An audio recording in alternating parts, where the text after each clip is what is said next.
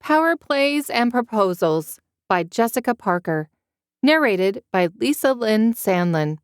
Copyright 2024 by Jessica Parker. Chapter 15. Leah. Book club was a once-a-month excuse to pretend we still had the metabolism of a teenager as we gathered in Sophie's bookstore. She had the comfy armchairs circled around a table full of the treats each of us contributed. Maria's were the first to go, followed by Kim's apple pie. A few of Sophie's friends from Crestfield had decided to join us tonight. They only made it once in a while, but it was always entertaining when they did. They were big fans of Maria's, and we were big fans of the apple-themed treats Kim brought from the orchard that her in-laws owned. We enjoyed both as we fell in love with yet another book boyfriend. Our latest read involved a prince who was in love with the woman he could never have, and his enemies were circling to find any weaknesses they could use against him. But unable to deny his feelings, they began to see each other in secret. Hannah slapped the arm of her chair. "You have got it all wrong. He was trying to save her by breaking her heart." "If he just talked to her, they would have figured out the solution faster," Sophie protested. "And she never would have nearly died," Beth added. "She only got lost in the forest because she was running and crying." Kim nodded and picked up a slice of cheesecake brownie. "A dumb decision, really. How many horror movies do we have to see to know that?" Maria rolled her eyes.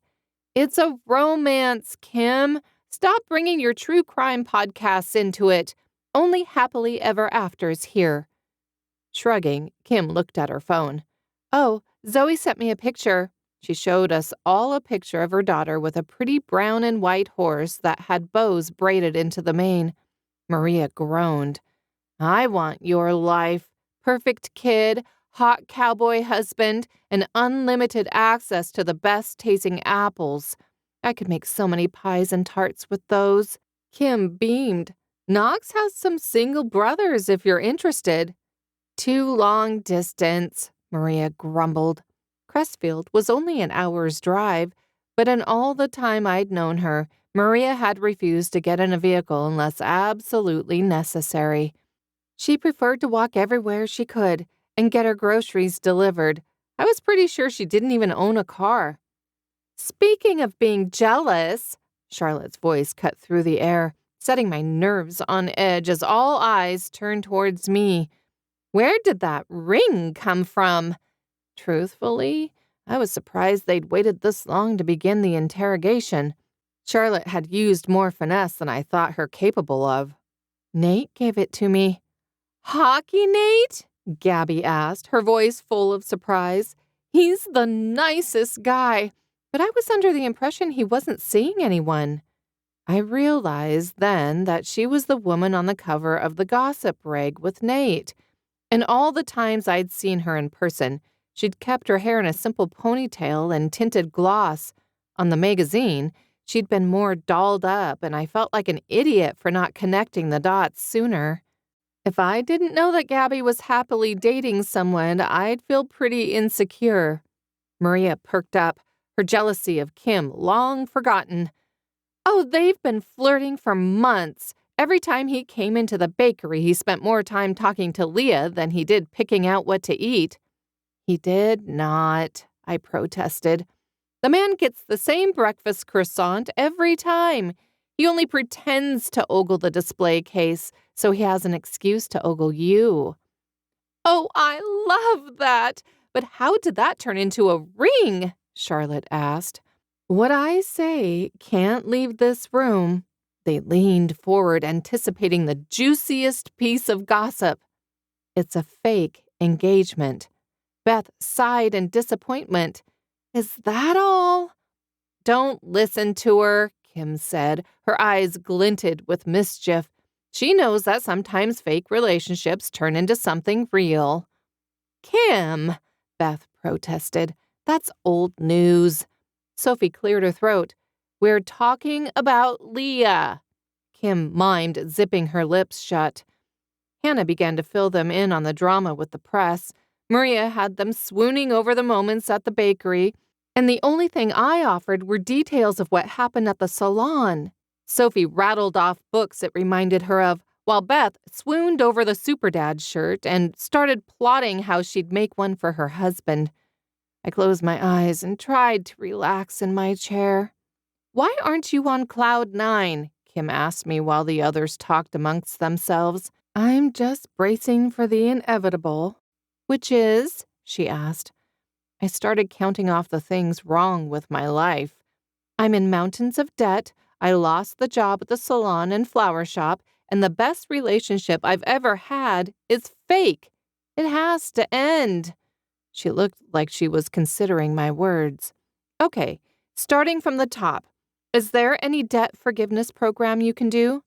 I'm stuck with the student loans until they're paid off or I die. So you need more income. Have you thought about starting your own salon? That's my dream. I looked at Maria lovingly.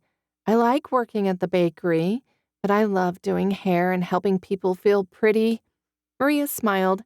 I know. I've always known the bakery was just a temporary stop for you, but you still better help me decide on new flavors. But I still don't have money, so opening a salon isn't possible, and all the salons have told me no after seeing Aaron's video. What about Crestfield? Beth asked. There's a little salon there, but they get a lot of high-end clients. It could make the commute worth it. Crestfield was a strange cross between small town and high society.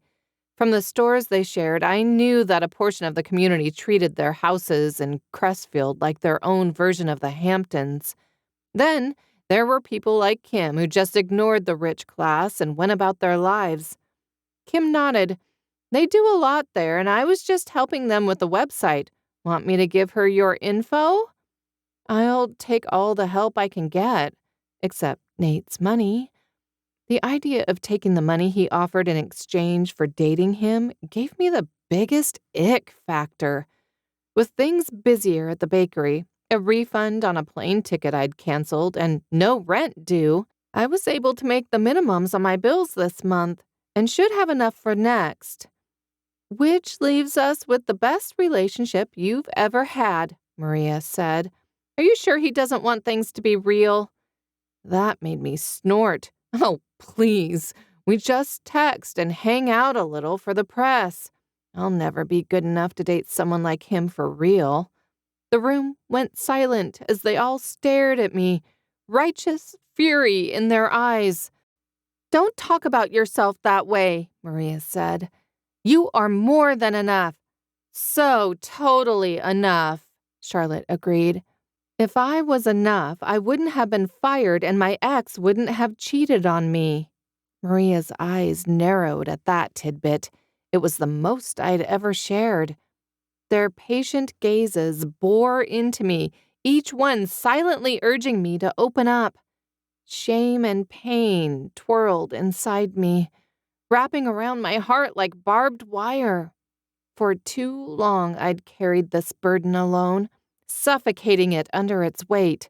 But now, faced with the compassionate eyes of my friends, I felt a flicker of hope stirring within me. I was tired of hiding, tired of pretending that everything was okay when it wasn't. With a trembling breath, I steeled myself to face the painful memories. I came home one night and found him kissing my cousin. They didn't even notice I'd walked into the apartment I shared with her. Please tell me you kicked him in the groin, Hannah asked hopefully. I shook my head. No, I went to my parents' house and told them I'd left my textbook there. I couldn't go back to the apartment or back to campus where I knew I'd run into them. When I got up the next morning, I threw some clothes in a suitcase and caught the first plane out of there.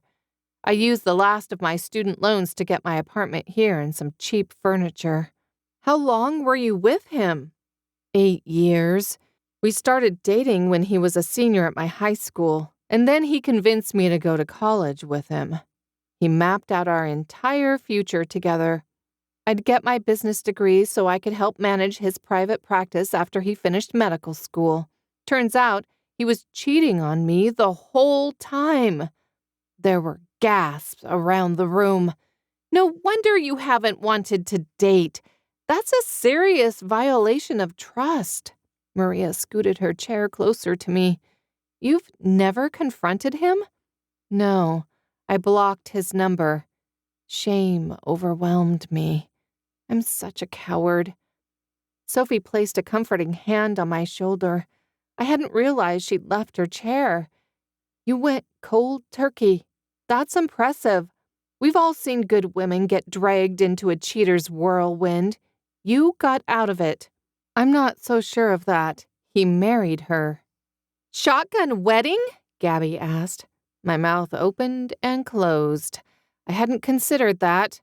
It did seem a little rushed from what my mom told me, and she did have a baby. You're better off without him. Sophie lifted her glass of apple juice and a toast. And if you give me their info, I know a guy that can make sure everyone knows what they did. There's really no need for that. Kim held up her phone. Lauren's on it. Sophie frowned. Dang it. Hannah cleared her throat. If Nate doesn't appreciate you, then he doesn't deserve you, Leah. But I don't think you have anything to worry about. He looks at you with the same smile he gets after winning a game. I blushed furiously. He does not. All in favor of going to a game to see if I'm right? Hannah asked. And like the wonderful friends they all were, they all lifted a hand. I glanced around at each of them. A genuine smile tugged at the corners of my lips. You guys seriously rock. You know that? Laughter rippled through the room, dispersing the lingering tension like a gentle breeze, and we got back to discussing our latest read. When Maria and I made it back to her apartment much later in the day, I was ready to fall into bed, or air mattress in this case. While her home was technically a 2-bedroom, the second bedroom had a lot of boxes from Maria's grandmother that she hadn't gone through since her grandmother died. Feeling bad about how uncomfortable the couch was, Maria had bought an air mattress for me and pushed all of her grandmother's things against one wall so I'd have a small private space. I'd just sat down on my makeshift bed when I saw a video call from my mom coming in. I smiled and accepted. I'd been meaning to thank her for the fudge. Hey, sweetie, Mom said. The camera was pointing up at her and my dad. It looked like they were sitting at the kitchen table in their house and about to eat dinner. How is the job search? My cousin Haley had generously filled my parents in on my joblessness by showing them a clip of Priscilla firing me. It had taken me hours to calm my mom down. It wasn't until I'd distracted her by showing her my engagement ring that she'd stopped freaking out. I'm still looking, but a friend knows the owner of a salon and is going to give them my information. That's great! And what about your handsome husband-to-be? Did he get the fudge? He did. He's been bragging about it to his teammates. That put a big smile on her face. I can make some more for them, too. I reassured her that while that was a kind thought, it really wasn't necessary. How have you been doing, Dad? He grunted, and Mom filled me in on his latest doctor appointment. He's been given a clean bill of health. He got to ring the bell today. That's wonderful. I wish I could have been there with you. When I had to cancel the plane ticket home, it hurt a lot. I'd wanted to surprise both of them for Dad's last round of radiation, and I took solace in knowing I hadn't set them up for disappointment. Haley was there, and she brought us cake. The sound of my cousin's name didn't hurt as much as it had. Talking to my friends earlier had helped. How is she? Oh, she's getting excited for the practice to open. Ted is going to do a grand opening with a ribbon cutting and everything. The pair of them have been working so hard to make their dream come true. She carried on, oblivious to the fact that I'd once told her about that dream, but it hadn't mattered until Haley wanted it. You don't say, I said. Oh, don't sound so bitter for her success. You know she doesn't have support from your aunt and uncle. because they'd cut her off when they realized what a spoiled brat she'd become. "I need to go, Mom. I have to get up early tomorrow." We said our goodbyes, and I promised to be better at calling.